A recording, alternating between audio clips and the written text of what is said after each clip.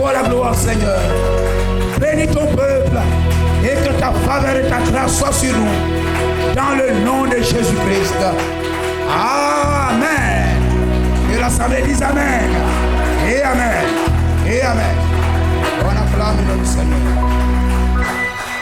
Soyez bénis. Soyez bénis. Alléluia. Et nous prenons l'écriture. L'église et son pasteur. Hébreux 13, 17 et Marc 3, 23, 27. L'église et son pasteur. Gloire au Seigneur. L'église et son pasteur. Amen. Mais il s'agit aussi de l'église et de l'église. Membre entre membres. Membre et pasteur. La relation. Hébreux 13, 17. Marc chapitre 3, verset 23. Alors nous lisons Marc chapitre 3, le verset 23. Jésus les appela et leur dit sous forme de parabole, comment Satan peut-il chasser Satan? Si un royaume est divisé contre lui-même, ce royaume ne peut subsister. Et si une maison est divisée contre elle-même, alléluia. Et si vous n'arrivez pas à retrouver, vous suivez rapidement au tableau. Si une maison, le verset 25, Marc 3, 25, et si une maison est divisée contre elle-même, cette maison ne peut subsister. Si donc Satan se révolte contre lui-même, il est divisé et il ne peut subsister, mais c'en est fait de lui. Personne ne peut entrer dans la maison d'un homme fort et piller les biens sans avoir auparavant lié cet homme fort, alors il pillera sa maison.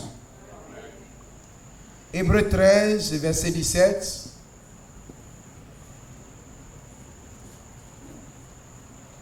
Hébreux chapitre 13, verset 17.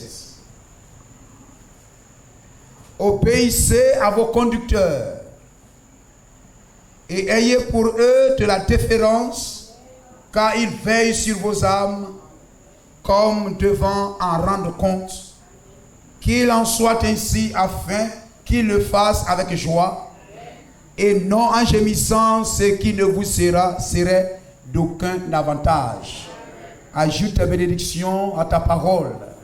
Oh Dieu, nous pouvons tenir la Bible dans nos mains parce que nous avons la force. Nous sommes allés à l'école pour certains, alors nous pouvons lire. Mais la véritable lecture entre les lignes vient de toi. Parce que, oh Dieu, les choses cachées sont à l'Éternel, mais les choses révélées sont à ses enfants. Et la révélation n'est point apportée, reçue par tout le monde, mais par le prophète. Et tu nous as envoyé un prophète afin que la pensée derrière chaque verset nous soit communiquée. Et donne que Seigneur nous recevions cela sans murmure mais avec joie, car c'est pour le bien de nos âmes, la guérison de nos âmes. Bénis cette assemblée, donne qu'elle marche au rythme de ta parole dans le nom de Jésus-Christ. Nous te prions et te le demandons au nom de Jésus-Christ. Amen. À Dieu soit la gloire. Vous pouvez vous asseoir.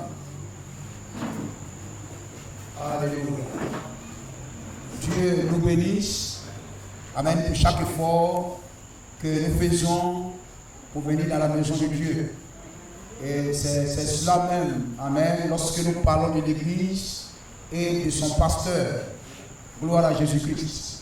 Parce que l'Église n'est pas une association politique. Ce n'est pas une association des Yacouba ou bien des amis de Bois-Fleur ou bien c'est pas quoi des autres d'Abegourou. Non.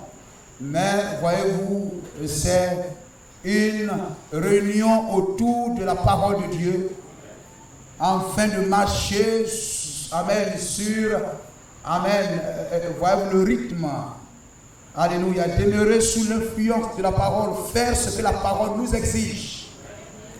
Béni soit le nom de Jésus-Christ. Amen. Et voyez-vous, nous nous rassemblons et voyez-vous, nous avons une tête dans l'église locale, c'est le pasteur. William Branham dit, il n'y a pas un homme au-dessus amen, d'une église locale si ce n'est le pasteur. Et au-dessus du pasteur, il n'y a personne. Et personne, un homme ne peut donner d'instruction ni faire obligation à un pasteur local. Amen. Alléluia. Pour que ce pasteur local dirige son église selon la volonté et le dictat, amen, d'un autre pasteur qui qu'il soit. Mais une église locale est souveraine, est indépendante, est libre. Gloire au Seigneur. William Branham montre que lorsqu'il était au baptiste, un pasteur dépend d'un évêque. Dépend d'un évêque. William Branham dit ce pasteur-là sort d'un autre pasteur. Et il est obligé de répondre de ce pasteur-là pour tout ce qu'il va prêcher. Il est soumis au dictat, à la volonté de ce pasteur-là. William Branham dit ça, c'était la loi dénominationnelle. C'était sous la dénomination. Mais la révélation place le pasteur de l'église locale sous la seule influence, amen, la seule autorité du Saint-Esprit. Amen. Dieu, le Saint-Esprit, c'est Dieu lui-même. Dieu parle, amen, à l'ancien de l'église locale, au pasteur de l'église locale, et il dit ce que Dieu met sur son cœur, sans demander l'avis de qui que ce soit. Lorsque vous le faites, vous êtes une dénomination. Gloire au Seigneur. Lorsque Dieu appela Samuel, lorsque Samuel se leva, Samuel alla vers Élie pour dire oui, tu m'as appelé. Mais celui qui a appelé un pasteur, ce n'est pas un pasteur. C'est Dieu qui appelle, amène un pasteur. C'est lui qui place son dos et qui commissionne, alléluia, le pasteur. Amen. Et aussi longtemps que Samuel alla vers Élie, il n'a pas reçu de commission. Il n'a pas reçu d'ordre. Amen. Il n'a pas reçu de message. Gloire au Seigneur. Amen. Il est demeuré toujours couché jusqu'à ce qu'il se tourne vers la voix qu'il a appelée. Amen. Et voyez-vous, l'église d'Israël qui fut donnée comme modèle a dit à celui qui a été appelé, lorsque la voix t'appellera, ne viens pas vers un homme, ne viens pas vers moi. Je sais que c'est moi qui étais ton pasteur, c'est moi qui te prêchais jusque-là, c'est moi qui te disais fais cela, fais cela, fais cela. Mais aujourd'hui, tu n'es pas venu à la maturité. Tu es parvenu à la maturité afin d'être mis en service. Aujourd'hui, ta parole est égale à ma parole. Tu as autant d'autorité devant Dieu que moi. Amen. Parce que tu es maintenant adopté. Cette foi montre que tu es un fils parvenu à la maturité. Et que tu es placé devant Dieu sous la même influence et sous la même autorité que moi je le suis face à Dieu. Amen. Il n'y a pas de grand-père dans le ministère. Amen. Et aussi longtemps qu'il allait vers Élie, la voix s'est tue. La voix ne lui a pas parlé. Dieu l'a appelé pour un but. Dieu t'a appelé pourquoi? Ce n'était pas Samuel, ce n'était pas Élie qui t'avait appelé. C'est Dieu qui t'a appelé.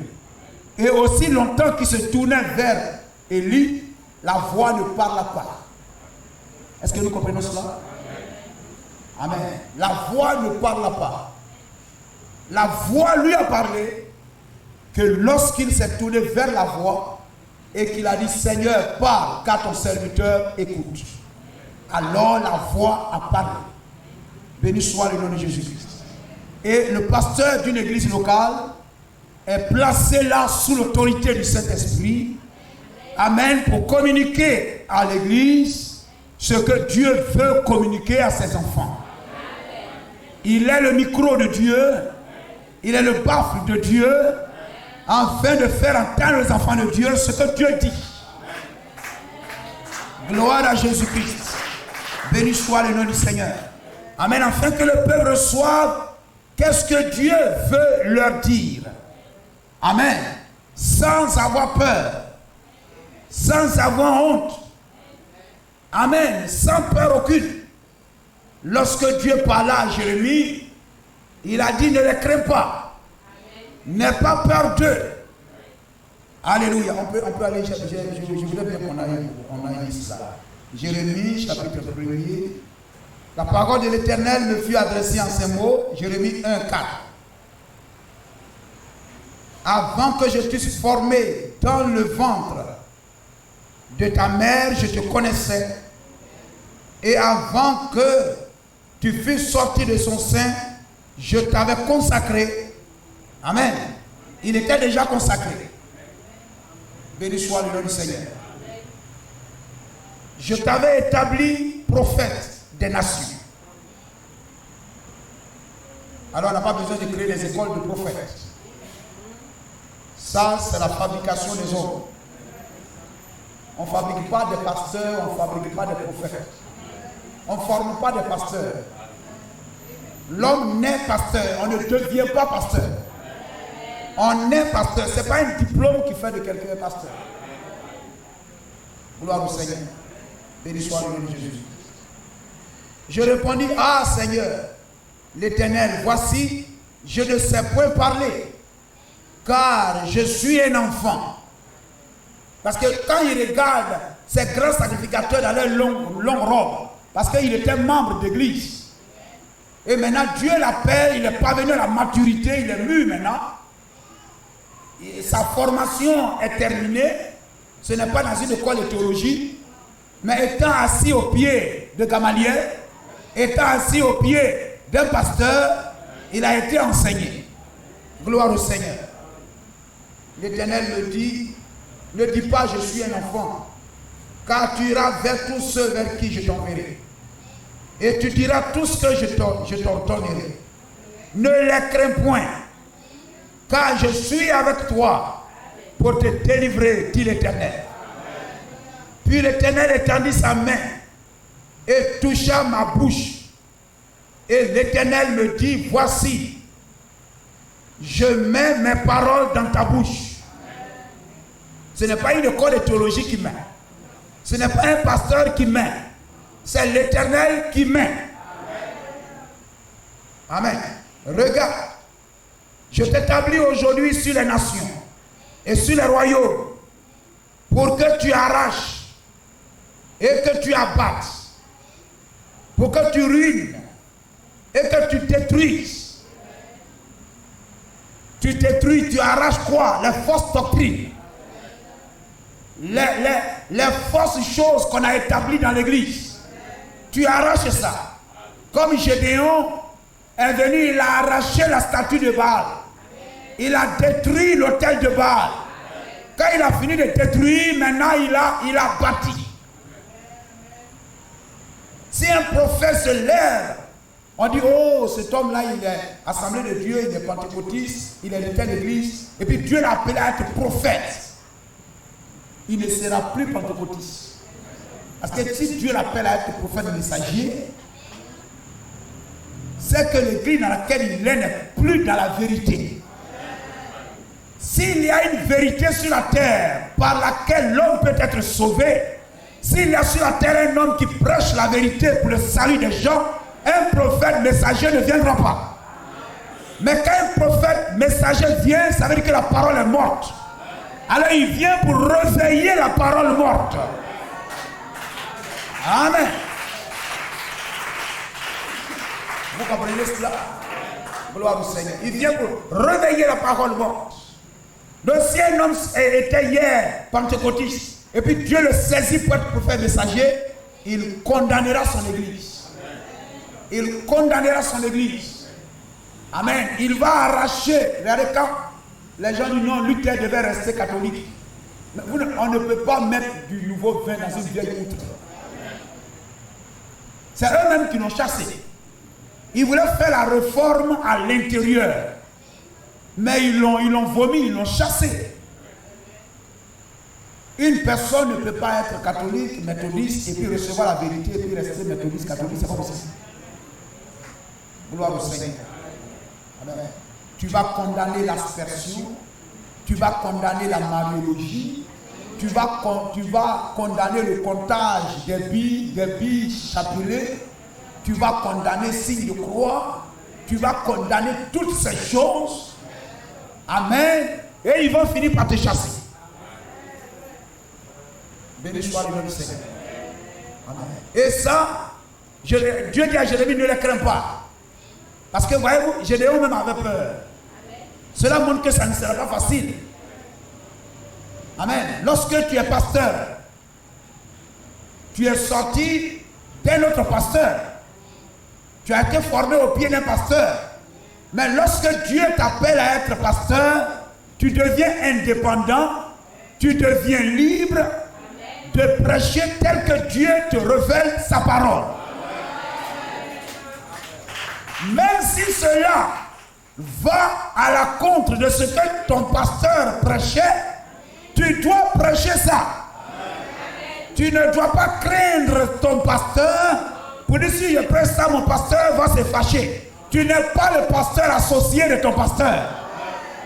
Verset 10. Regarde, je t'établis aujourd'hui sur les royaumes, sur les nations et les royaumes, pour que tu arraches et que tu abattes, pour que tu ruines et que tu détruises, et pour que tu bâtisses et que tu plantes. Quelquefois on dit non, vous prêchez contre les autres églises. On ne vient pas vous prêcher contre les autres églises. Parce que les gens qui viennent, qui sont assis dans l'église, beaucoup viennent de telle église, de telle église, de telle église. Parce que hier, Dieu appela Israël à sortir de l'Égypte païenne, du monde païen. Aujourd'hui, la parole de Dieu appelle les gens à sortir des dénominations, à sortir des fausses églises. Donc, ce sont des gens dans le cœur duquel on a déjà planté de fausses choses. On a planté la Trinité, on a planté des femmes qui prêchent, on a planté tellement de choses fausses dans leur cœur. On a planté mèche, on a planté maquillage, on a planté les chabababa et on ne sait même pas ce que ça veut dire. On a planté tellement de fausses choses. Et pour pouvoir planter dans une brousse, il faut abattre les arbres qui sont dedans. Est-ce que le colatier... Amen. Le colatier n'est pas un arbre. C'est aussi un arbre. Hein? Le manguier n'est pas un arbre. C'est aussi un arbre. L'évéa n'est pas un arbre. C'est aussi un arbre. Cacaoyer, c'est un arbre. Cafetier, c'est un arbre. Mais avant de venir planter un arbre dans ce lieu, il faut arracher les autres arbres. Tu arraches des arbres pour planter des arbres. Gloire au Seigneur. Vous comprenez cela? Amen. Alors, mon frère, ma soeur, viens. Hier, là, je partais à l'église, là. Nous, on croyait que ça. Et Dieu vient, il arrache ça. Ça veut dire, défrichez-vous un champ nouveau. Donc, quand le prophète messager vient, il doit arracher. Il doit détruire. Dieu a dit à Gédéon, détruis l'autel de Baal. Élie, dans 1 Roi 18, devait détruire l'autel de Baal. Quand il avait fini de détruire, alors maintenant, il a bâti l'autel de Dieu. Quand Gédéon a fini de détruire, alors il a bâti l'autel de Dieu. Gloire à Jésus-Christ. Alléluia. Non. Les fabrications on va dire à quelqu'un, pas la langue. Mais tu ne peux pas dire à quelqu'un de parler en langue. Est-ce que tu peux dire à quelqu'un de rêver? Tu peux dire à quelqu'un de prophétiser. Le parler en langue avec l'interprétation, c'est une prophétie. Ce n'est pas par la volonté de l'homme qu'une personne parle la langue. Ce n'est pas sous la dictée de quelqu'un qu'une personne parle la langue. Mais tu parles une langue que toi-même tu ne comprends pas. Comment tu peux parler? Mais si quelqu'un vient et dit, il faut parler baouli. Mais je vais dire à cette personne, on dit quoi? Mais vous comprenez, c'est une bêtise. On dit aux gens, parler en langue. Parler quelle langue? Hein? Vous comprenez ça? Et puis les gens disent pas. La Bible dit on a caché ça aux sages et aux intelligents. La connaissance intellectuelle à l'école n'a rien à voir avec la connaissance de Dieu. Tu dis à quelqu'un parle la langue. De parler quelle langue? Bon, si tu me dis de parler à Bible, bon, je peux parler. Hein? Et puis de parler à Bible, je dis quoi? Hein? Tu dis au Baoulé parle la langue. Quelle langue? La Bible dit dans Acte 2, il parlait leur langue maternelle. Leur langue maternelle. Si on demande à quelqu'un qui va à l'école, ta langue maternelle c'est quoi? Il va dire, mais ça y c'est Baoulé, c'est ceci. Alors tu dis à quelqu'un parle la langue, mais il va se mettre à parler. Et puis parler quoi? Et puis il se met à la chababa, c'est quelle langue? Mais c'est de la confusion. C'est de la folie. Vous comprenez cela? Tu ne sais même pas si ce que tu dis là, non, ça veut dire quelque chose, tu ne sais même pas. Si quelqu'un dit, bon, je vais parler baoulé, et puis tu te mets à dire des choses, le baoulé est là, tu dis quoi? Mais je parle baoulé? Non, ce que tu as parlé là, c'est pas baoulé. Ah, ce que j'ai pas, non, ça ne veut rien dire ce que tu as dit là. Non, mais ça veut dire, mais toi-même tu ne comprends pas, tu veux parler. Vous comprenez comment on entraîne les gens dans je ne sais pas quoi? Gloire au Seigneur. Amen. Et puis, etc. Oh, ça devait être dans l'ordre. La personne parle la langue, tout le monde est silencieux. Il finit de parler, on est silencieux. Parce que parler en langue, une personne peut être saisie par l'Esprit de Dieu et puis parler à Biggie que moi je comprends. On n'a pas besoin d'interprétation. Quelqu'un qui ne sait même pas parler à Biggie se lève, il parle à Biggie bien. On n'a pas besoin d'interprétation, je suis son interprétation. Il dit ce qu'il vient de parler là, c'est un appui clair. Ce qu'il a dit, c'est un message. Le parler en langue est un message que Dieu donne à l'église. Hein? Les gens sont séduits. Donc si moi je parle, je dis ce qu'il vient de dire, ça veut dire ceci, ça veut dire ceci. Mais aujourd'hui, on fait croire aux gens que quand on dit parler la langue, c'est de dire des choses que lui ne comprend pas, ceux qui l'entendent ne comprennent pas, et que lui-même il fabrique. C'est de la folie. Si l'Esprit de Dieu ne veut pas parler, laissez-le. Ne le chicotez pas pour qu'il parle.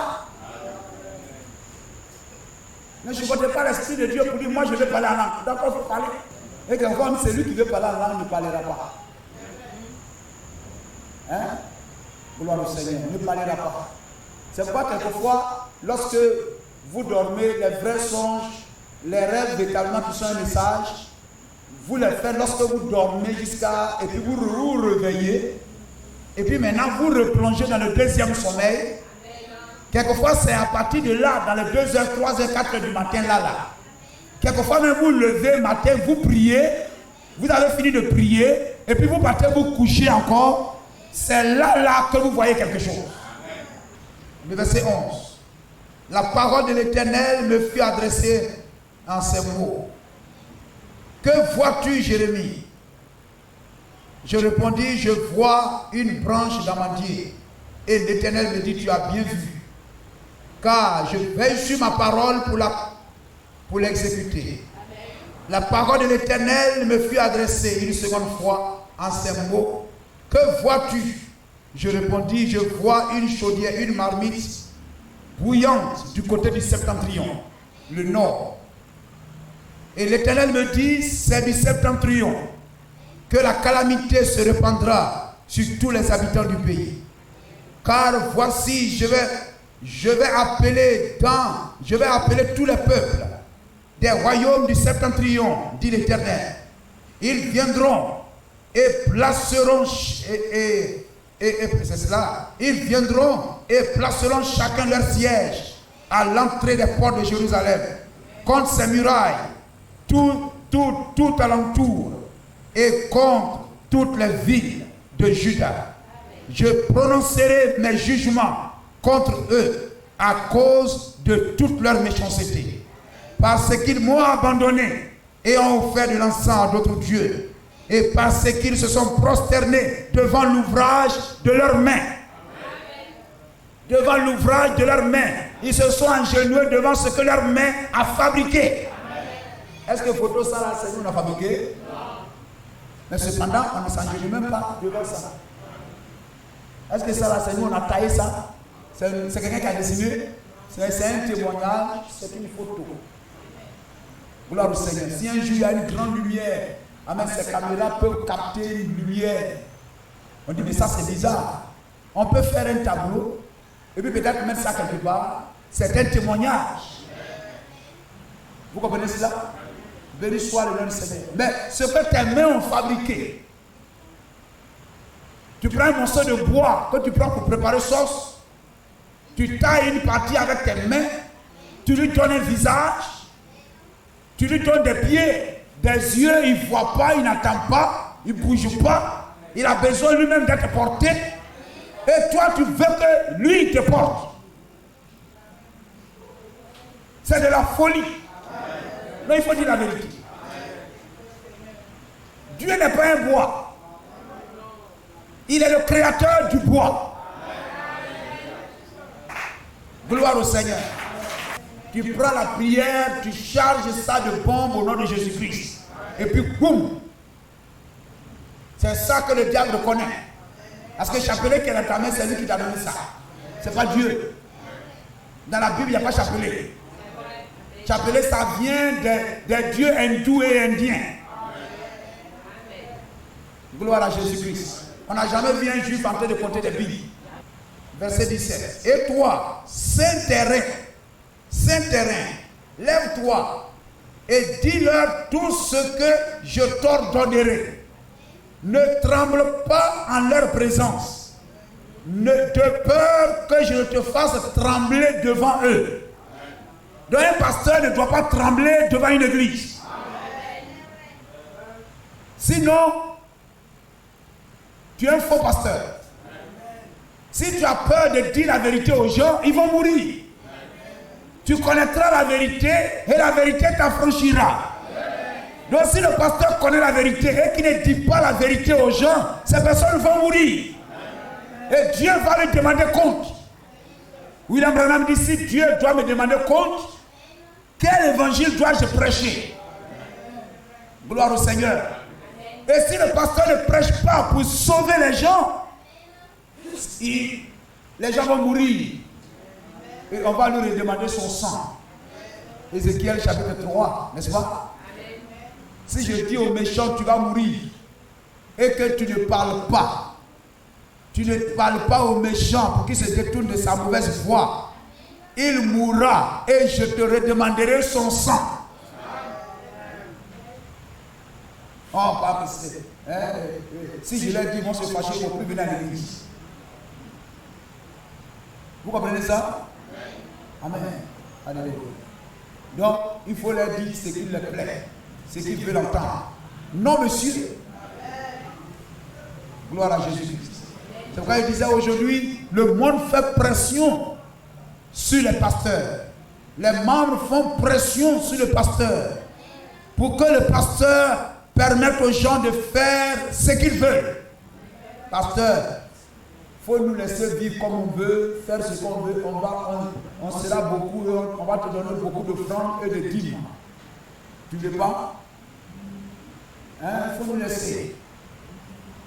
Roi de Sodome, Abraham, donne-moi les gens. Je te donnerai beaucoup d'argent. Abraham dit non, monsieur. Je ne combats pas pour de l'argent. Amen. Voici, je t'établis en ce jour sur tout le pays comme une ville forte, une colonne de fer et un mur d'airain contre les rois de Juda, contre ses chefs, contre ses sacrificateurs. Vous écoutez? C'est-à-dire Jérémie devait prêcher contre les églises de son temps. L'assemblée comprend ça, l'assemblée dit Amen. Hein? Vous allez dire à Jérémie, tu prêches contre les autres églises. N'est-ce pas ce qui est écrit?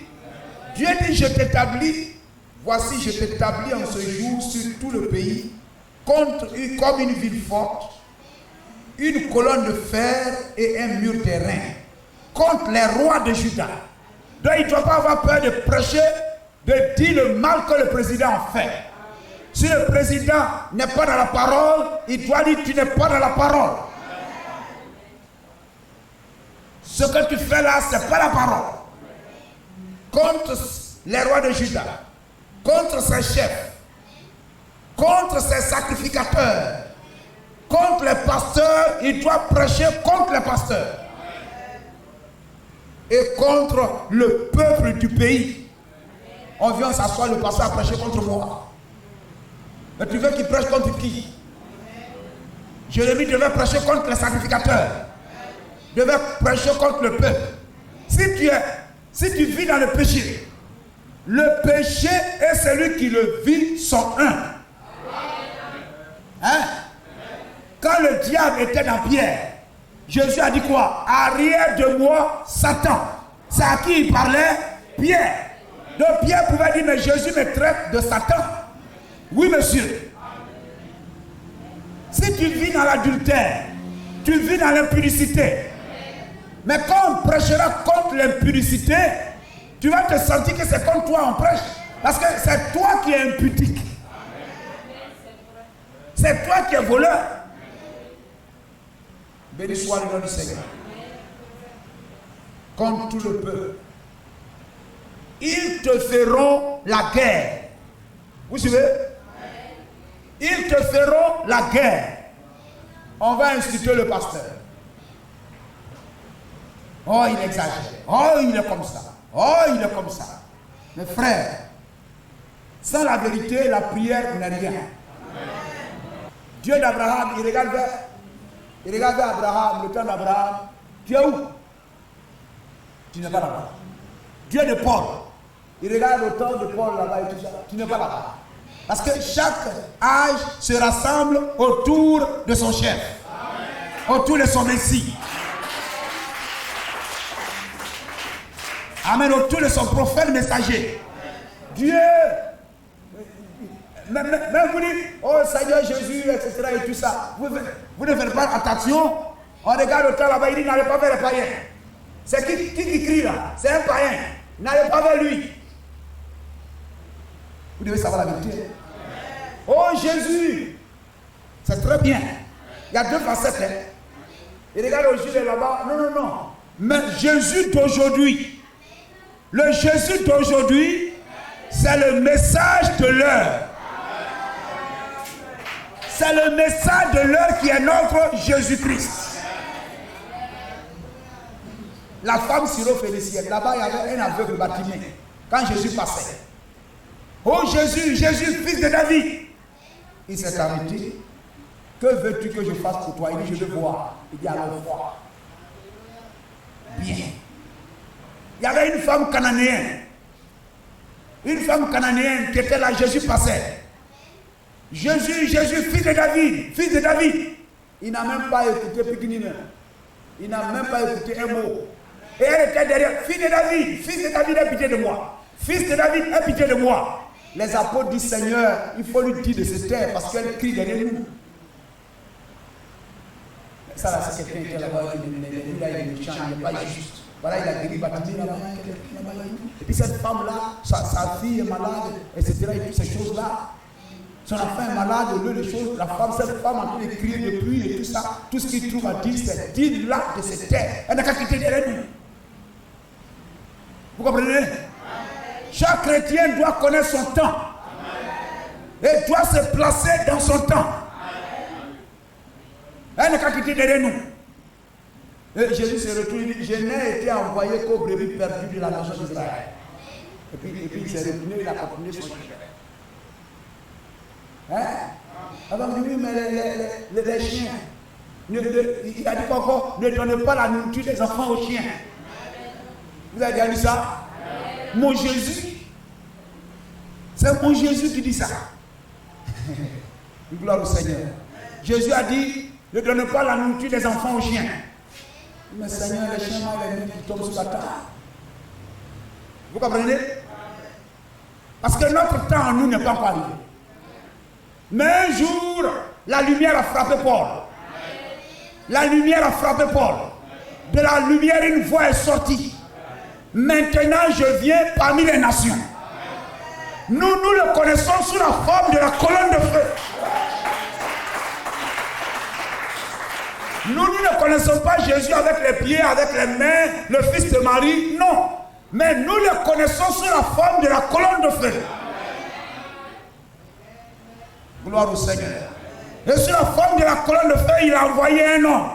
William Marion Branham. Oh Dieu de William Branham.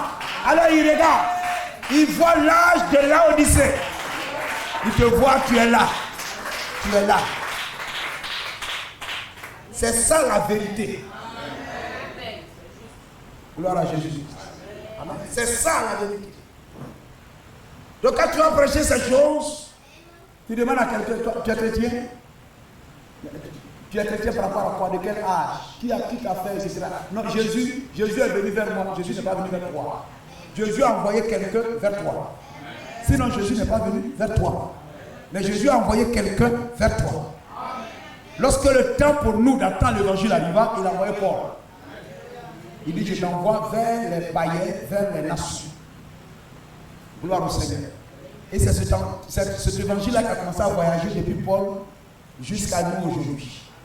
Gloire au Seigneur. Donc le chrétien d'aujourd'hui, quand il dit je crois à Jésus-Christ, c'est qu'il croit dans le prophète messager de son temps. Donc Jésus envoie Paul.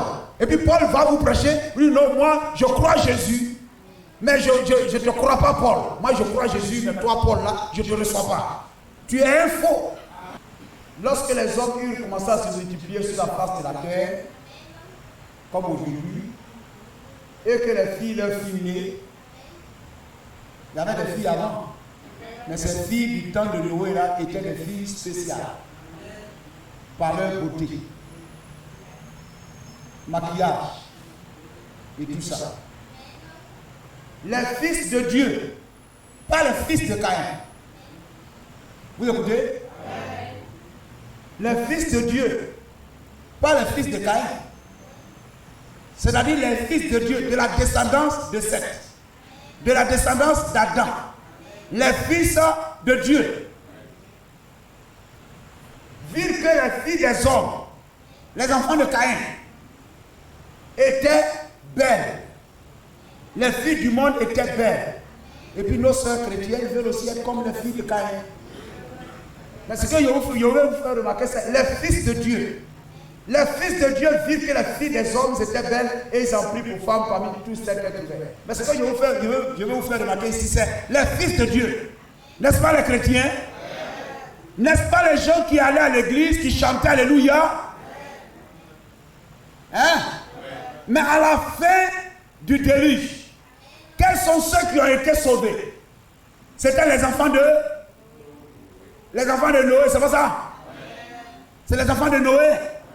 Ce sont ceux qui ont cru en Noé. Donc, amen, comme... quels sont ceux qui flottaient? Parmi les gens qui étaient en train de flotter sur l'eau, ils étaient morts. Ces fils de Dieu étaient dessus. Les fils de Dieu là flottaient sur l'eau. Ils ont été noyés. Ils sont morts. Leurs cadavres flottaient sur l'eau. Mais c'était les fils de Dieu. Donc le fait d'être fils de Dieu, le fait de dire je suis chrétien, ça ne suffit pas. Hein? Le fait de dire je vais à l'église, ça ne suffit pas. Je suis baptiste, pentecôtiste, catholique, méthodiste, amen de tel, ça ne suffit pas. Donc, les fils de Dieu, ces fils de Dieu là, à la fin du déluge, ils étaient où? Hein, église? À la fin du déluge, ces fils de Dieu là, ils étaient où? Ils étaient morts. Leurs cadavres flottaient sur l'eau. Vous comprenez? Donc le fait de dire je suis un fils de Dieu, je suis un chrétien, ça ne suffisait pas. Il faut être fils de Dieu et fils de Noé. C'est-à-dire la prédication de Noé là. La parole que prêchait Noé, c'est une sémence. C'est une sémence. La parole de Dieu, c'est la sémence de Dieu. Donc il fallait être fils de Dieu et fils de Noé. Si tu vas à l'église, tu dis que tu es chrétien, mais tu n'as pas cru en Noé, ton corps va flotter sur l'eau. Ton cadavre va flotter sur l'eau. Et ce qui est arrivé là-bas arrivera de même à la fin des temps. Au jour de l'homosexualité. Donc aujourd'hui encore, il doit se lever un Noé. Si tu dis je suis chrétien de telle église, etc., est-ce que tu as reçu Noé? Noé, c'est William Branham. C'est le messager prophète. Gloire au Seigneur. Si tu ne crois pas, Malachie 4, ton cadavre sera une cendre. Les justes marcheront sur la cendre des méchants. Amen. Alléluia. Ton cadavre va flotter sur l'eau du jugement. Le jugement d'aujourd'hui. Béni soit le nom du Seigneur. Et le pasteur doit prêcher ça à son assemblée. Il est responsable de prêcher chaque verset de la Bible. Il est responsable. Et il doit le faire avec autorité. Il ne doit pas le faire avec peur. Il ne doit pas le faire en craignant que le frère ne va plus venir, la soeur ne va plus venir. C'est qu'il sait être juste. Il doit le prêcher. Et Dieu a parlé à Jérémie ici. Son papa était sacrificateur. Vous avez regardé le film de Jérémie. Mais il se lève du milieu de cette église. Il parle contre le roi. Il parle contre les sacrificateurs. Il parle contre les prophètes de son temps. Il les avertit. On le rejette. Et celui qui rejette Jérémie est rejeté par Dieu. Dieu a dit, ils te feront la guerre. Verset 18. Ils te feront la guerre. C'est-à-dire, on ne va pas t'aimer. On va te critiquer, te calomnier, te rejeter. Ils te feront la guerre. Mais ils ne te vaincront pas. Car je suis avec toi pour te délivrer, dit l'Éternel. Gloire au Seigneur. Le pasteur est responsable de l'assemblée locale. Et puisqu'on devient ce qu'on mange, si un pasteur prêche polygamie, son assemblée deviendra polygame. Si un pasteur prêche la boisson, son assemblée sera des buveurs d'alcool. Gloire au Seigneur. Si la femme du pasteur porte des habits aux genoux, les sœurs vont porter des habits aux genoux parce que c'est un message. S'il permet à sa femme de porter ça, ça veut dire qu'il nous dit aussi qu'on peut le faire. Gloire à Jésus. Si le pasteur venait en tricot, mais tous les frères vont porter tricot, il doit avoir une symphonie, une harmonie, une unité entre le pasteur et l'église. Il doit avoir une unité entre membres et membres, entre frères et frères, entre sœurs et sœurs. Il doit avoir une attente. Il doit avoir une unité. Il doit avoir une compréhension. Il doit avoir de l'amour. On ne doit pas se jalouser. La jalousie dans l'église, non, c'est de la sorcellerie. La jalousie, c'est de la sorcellerie. Gloire au Seigneur. Imaginez-vous ce frère qui est jaloux de toi. Cette soeur qui est jaloux de toi. Imaginez-vous si elle est sorcière. Mais elle va t'attaquer. C'est de la sorcellerie. Ta soeur s'habille bien, tu n'es pas contente. Ton frère s'habille bien, tu n'es pas content. Gloire au Seigneur. Il doit avoir une unité. Mener le même combat. Avoir la même vision. Toute l'assemblée, de même que nous sommes assis, et vous regardez tous vers ici, toute l'église doit regarder au même objectif. Gloire au Seigneur. Amen. Nous regardons tout droit devant nous. Tout le monde regarde à la même chose. Donc on doit avoir le même objectif. Mener le même combat. Gloire au Seigneur. Et le chef d'état-major de l'assemblée locale dit voici le plan de la bataille. Et toute l'armée se rend derrière le pasteur pour mener ce combat-là. Il est le chef de l'armée de l'assemblée locale. Le Saint-Esprit doit lui dire voici comment vous devez mener le combat. Voici ce que, amen, vous devez faire. Voici ce que vous devez faire. Le pasteur n'est pas une chose. Quelquefois on prend le pasteur pour une chose. Comme notre camarade.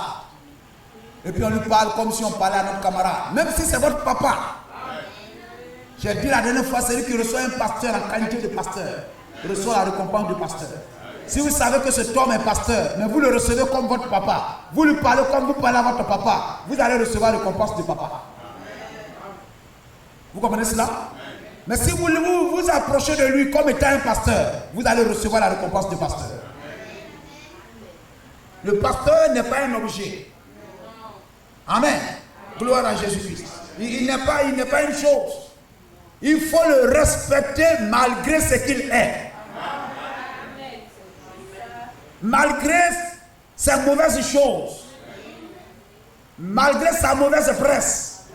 Même si Élie n'a pas mauvaise presse parmi Israël, Anne devrait le respecter.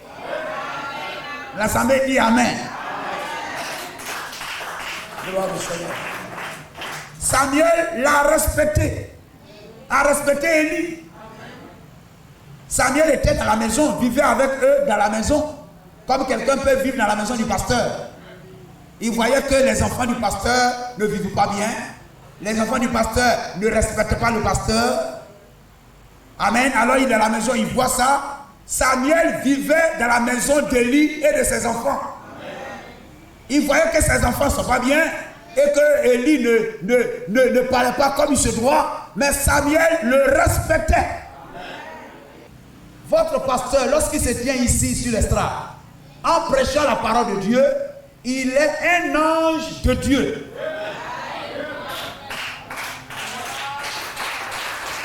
Gloire au Seigneur. Hein? La bonne parole dit je me glorifie un peu. Donc quand le pasteur Kapou se tient ici, il est un ange de Dieu. Et un ange signifie quoi? Messager. Il est un ange de Dieu, c'est-à-dire un messager de la part de Dieu. Si tu dis trou, il est à ta place, c'est à l'ange de Dieu, tu as dit trou. Il est mauvais, comment Anne doit respecter Élie.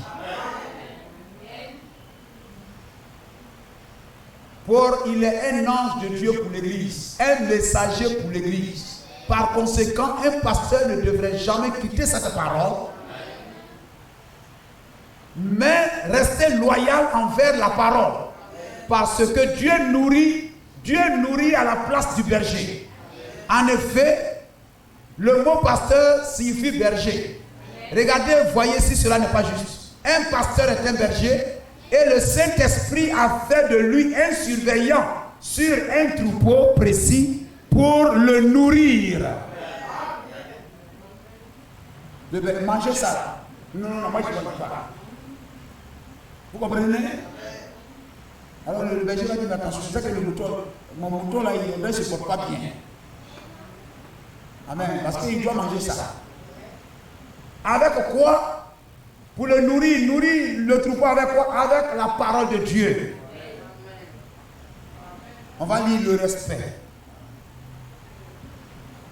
Il est un ange de Dieu, ainsi il doit être respecté. Il n'est pas une chose. On lui parle avec respect. Là-bas même, les femmes parlent à leur mari en baissant la tête. Et le frère et la soeur s'approchent du pasteur pour lui parler. Tu abaisses la voix et tu lui parles avec respect. Il est mauvais, comment?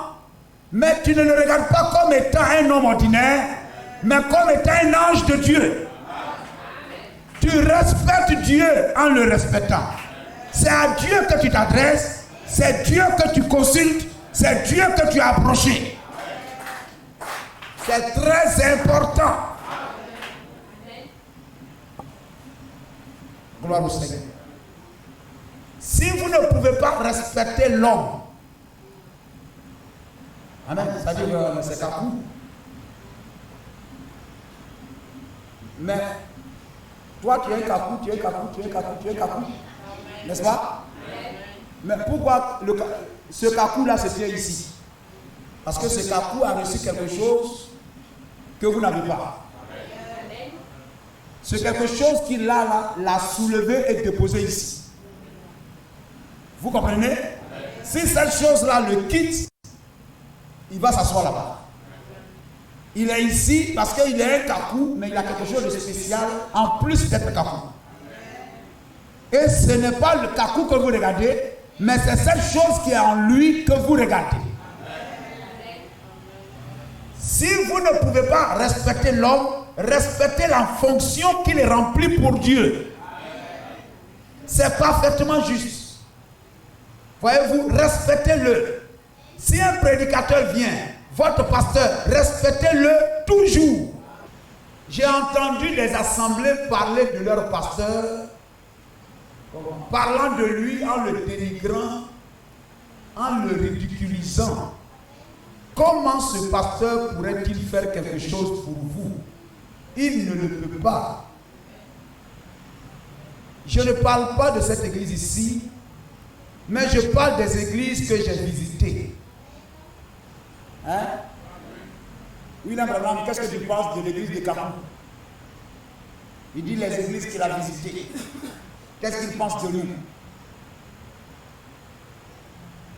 Vous devez aimer votre pasteur. Vous devez savoir s'il est un être humain.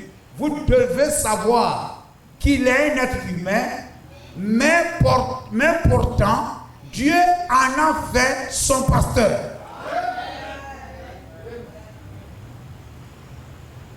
Le Saint-Esprit en a fait un surveillant. Vous devez alors le respecter en tant que tel. Peu importe ce que le pasteur a fait, si vous le respectez dans votre cœur, comme serviteur de Dieu, Dieu vous honorera pour l'avoir fait. C'est très important. Gloire au Seigneur. Amen. Vous pouvez voir beaucoup d'erreurs dans le pasteur. Comme Samuel pouvait voir beaucoup d'erreurs chez Élie, mais il le respectait. Anne attendait beaucoup d'erreurs, comme disait sur Élie, mais elle le respectait. Judas voyait beaucoup d'erreurs dans Jésus-Christ, n'est-ce pas?